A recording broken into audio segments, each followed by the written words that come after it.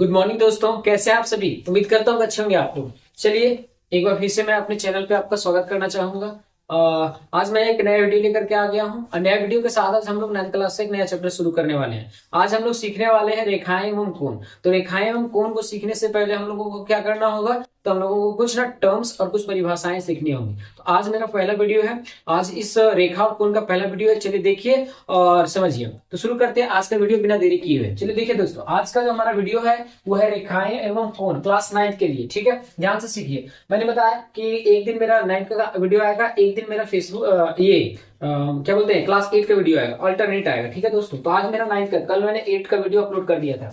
आज देखिए रेखाएं एवं कोण में क्या सीखना है। तो कुछ आधारभूत पद और परिभाषाएं। सबसे पहला रेखाखंड। रेखाखंड किसे कहते हैं, तो याद कीजिए रेखाखंड का मतलब होता है कि इसमें क्या होगा कि एक ऐसी रेखा जिसके दो अंतः बिंदु, अंतः बिंदु का मतलब होता है कि जिनके दो अंतः बिंदु, कहने का मतलब होता है कि जिनके दो फिक्स पॉइंट हो जाए, ये फिर आगे नहीं बढ़ेगा, इंक्रीज नहीं करेगा। जैसे मान लीजिए ये हमारे पास ए है, ये हमारे पास क्या है बी, तो इसको हम लिख सकते हैं ऐसे ए बी और इसके ऊपर में ऐसे लाइन कर देंगे, तो ये हमारा रेखाखंड हो गया। किरण किसे कहेंगे, जिसका एक अंतः बिंदु होता है, यानी अंत बिंदु होता है और एक तरफ से इसको हम लोग इन्फिनिटली बढ़ा सकते हैं। जैसे अगर इसको ओ नाम दिया और इसको ए, तो इसको हम लोग लिख सकते हैं ओ ए, और ओ से शुरू हो गया और ए की तरफ जा रहा है, इसको हम लोग ऐसे बोलेंगे। संरेख बिंदु क्या होते हैं, वैसे बिंदु जो एक लाइन पे, मतलब कि ऐसे दो या तीन बिंदु, मतलब वैसे तीन बिंदु जो एक ही लाइन पे लाई करते हैं, वैसे बिंदुओं को संरेखी बिंदु कहा जाता है। जैसे अगर ये हमारे पास ए है, ये हमारे बी है, ये हमारे क्या है सी, तो इनको संरेखी बिंदु कहा जाएगा, ये संरेख बिंदु कहेंगे। ठीक, और असंरेखी क्या होगा कि इनमें से जो बिंदु होंगे वो इन पे लाई नहीं करेंगे, अलग अलग जगह पे होंगे, तो इसको हम लोग बोल देंगे असंरेखी बिंदु कह देंगे। ठीक है, ए बी ए सी हो गया, क्या हो गया डी। अब हम की कोण, भुजा और शीर्ष, ये तीनों एक दूसरे से रिलेटेड है। ध्यान देना कि जब भी अगर कोई एक किरण, ठीक है, एक किरण मतलब रे, और कोई एक दूसरा किरण किसी एक बिंदु पे एक बिंदु से शुरू हो, मतलब कि दो किरण एक बिंदु से शुरू हो, जैसे ओ हो गया, ये हमारा ए हो गया, ये हमारा क्या हो गया बी, तो ध्यान दीजिएगा ये तीनों इसी से डिफाइन हो जाता है। तो यहाँ जो ये शीर्ष बन, यानी कि ये जो बना, इसको हम लोग कहेंगे कोण, इसको हम लोग क्या कहेंगे कोण, और ये जो है इसको हम लोग कहेंगे भुजा। ओ भी भुजा हो गया, ये भी हमारा क्या हो गया भुजा हो गया, और ये जो है हमारा ये ओ, ये हमारा क्या कहलाएगा शीर्ष।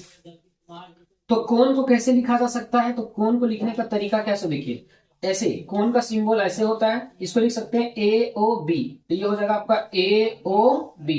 ठीक, या तो दूसरा तरीका इधर से भी लिख सकते हैं बी ओ ए, ये हो गया, या तो इसका एक और तरीका है केवल सिंगल ओ लिख सकते हैं, एंगल ओ। इन कंडीशन है कि अगर आप तीन के टर्म में लिखेगा, यानी कि एंगल को हमेशा बीच में रखा जाएगा, बीच में। ठीक है, अब ध्यान दीजिएगा हमेशा जब भी लिखा जाता है तो जनरली हम लोग ना अल्फाबेट ऑर्डर में लिखते हैं, तो इस तरीके से ए के बाद बी आता है, इस कारण से हम लोग ए बी इस तरीके से, तो ज्यादा प्रीफर इसको कर देंगे। तो ध्यान दीजिएगा कि ये हमारा कोण, तो कोण भुजा शीर्ष इस प्रकार से होगा। अब है कि कोण के प्रकार क्या क्या होते हैं, तो कोण का प्रकार आपको जानना ही होगा, इस चैप्टर में आपको कोण का प्रकार जानना होगा दोस्तों। चलिए देखिए कोण के प्रकार, इसको बोलते हैं टाइप्स ऑफ एंगल। पहला है हमारे पास ए ओ बी, मैंने 30 डिग्री बनाया, इसको क्या बोलते हैं न्यून कोण। न्यून कोण तो बोलते हैं एक्यूट एंगल। याद करेंगे एक्यूट एंगल किसे कहते हैं, एक्यूट एंगल उसे कहा जाता है, जैसे मान लीजिए कि इसको मैं 30 डिग्री बोलूं, तो 30 डिग्री क्या है, 30 डिग्री ये जो है वो आपको 0 डिग्री से ज्यादा है, लेकिन 90 डिग्री से क्या है कम है। ठीक है, तो वैसे कोण जो 0 डिग्री से ज्यादा हो, 90 डिग्री से कम हो, वैसे कोण को क्या कोण कहा जाएगा, तो आपको कहा जाएगा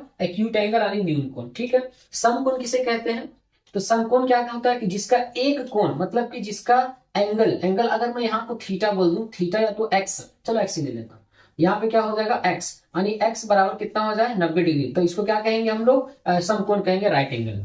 अधिक कोण किसे कहते हैं, याद कीजिए अधिक कोण, जैसे मैंने यहाँ 120 डिग्री लिया, तो 120 की जगह पे कुछ भी हो सकता है, तो ये क्या होगा कि अगर ये 90 से ज्यादा हो गया लेकिन 180 से कम हो गया, तो वैसे कोण को कौन सा कोण कहेंगे, अधिक कोण। तो 120 हमारा अधिक कोण कहलाएगा, इंग्लिश में इसका नाम ऑब्ट्यूस एंगल होता है। अब ये 120 जो है, 120 की जगह पे कोई दूसरा भी हो सकता है। ठीक है, आगे देखिए नेक्स्ट हमारा है ऋजु कोण, इसको हम लोग सरल कोण भी कहते हैं। अब इसमें क्या होगा, इसको स्ट्रेट एंगल के नाम से जानते हैं। तो ध्यान दीजिएगा जब भी कोई एक लाइन होता है, मतलब कि कोई एक एंगल x है और x हमारा कितना डिग्री के बराबर है 180, तो कोई भी एंगल हमारा 180 डिग्री के बराबर हो रहा है तो उसको हम लोग सरल कोण बोलते हैं। इन कंडीशन है कि इसमें लाइन सीधा होना चाहिए और इस पे जो कोण बनेगा हाफ एंगल, तो उसको हम लोग क्या कहेंगे 180 डिग्री, इसका नाम है ऋजु कोण, और इसको बोलते हैं हम लोग स्ट्रेट एंगल।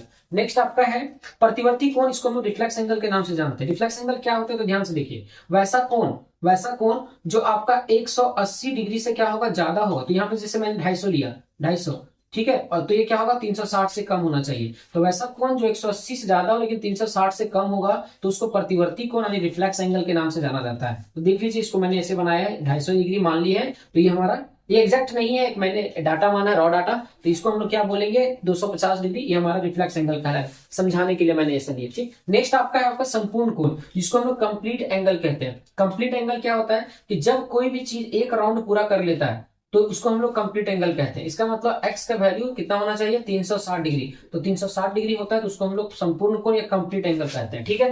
तो याद कीजिए कि यहाँ पे मैंने 6 प्रकार का आपको कोण पढ़ाया है। इसके बाद और भी कुछ कोण होते हैं, वो हम लोग आगे वीडियो में देखेंगे। तो यहाँ पे आज हमने सिखाया न्यून कोण क्या होता है, सम कोण क्या होता है, अधिक कोण क्या होता है, ऋजु कोण, प्रतिवर्ती कोण, संपूर्ण कोण। अगर आपको इतना पता हो गया तो आगे आपको दिक्कत नहीं होगा। साथ ही साथ कुछ डेफिनेशंस और उनके सिंबल्स, मेन सिंबल्स होते हैं। रेखाखंड ये होता है जिसके दो अंत बिंदु, तो इस तरीके से क्या है कि आपको जान लेना है।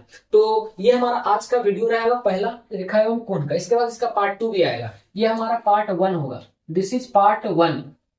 इस चैप्टर का पार्ट 1 जो है ये हमारा होगा, ठीक है, ये पार्ट 1 होगा। अब इसके बाद पार्ट 2 जो होगा जिसमें हम लोग आगे की वीडियो में सीखेंगे। तो दोस्तों कैसा लगा वीडियो आज आप लोगों को, तो कमेंट करके जरूर बताएंगे और अपना ना फीडबैक जरूर दीजिएगा दोस्तों। इससे हम लोगों को क्या होता है कि मोटिवेशन मिलता है और उसके बाद हम लोग नए नए वीडियो जो है वो आप लोग के लिए बना करके पेश करते रहते हैं। तो दोस्तों जाते जाते बस मैं एक बात कहना चाहूंगा कि जो भी लोग इस चैनल को सब्सक्राइब नहीं किए होंगे कृपया सब्सक्राइब कर लेंगे दोस्तों, ताकि आप लोगों को इसी तरीके का कंटेंट मिल सके, ठीक है दोस्तों। और ये आप लोग के लिए ही मैं मेहनत कर रहा हूँ और ये मेहनत मैं और जोर शोर से कर सकूं ताकि आप लोग का जो मुझे फीडबैक प्राप्त हो। तो दोस्तों एक बार फिर से मैं कहना चाहूंगा कि दोस्तों एक बार जम करके आप लोग सब्सक्राइब कर लेंगे, शेयर कर देंगे, लाइक करेंगे। तब तक के लिए दोस्तों अच्छे रहिए, मस्त रहिए। So thank you, all the best.